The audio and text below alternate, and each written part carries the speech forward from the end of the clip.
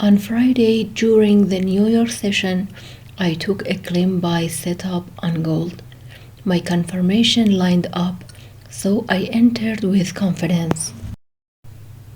When price reached TP1, I moved the trade to risk-free to protect my capital.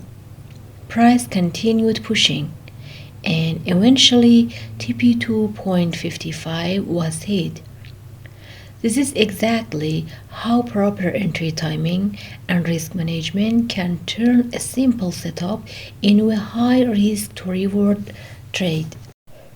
If you'd like me to teach more of my strategy and even go live to show you my trades in real time, make sure to like and subscribe. Your support motivates me to go live and show even more with you. Wishing all the best for you.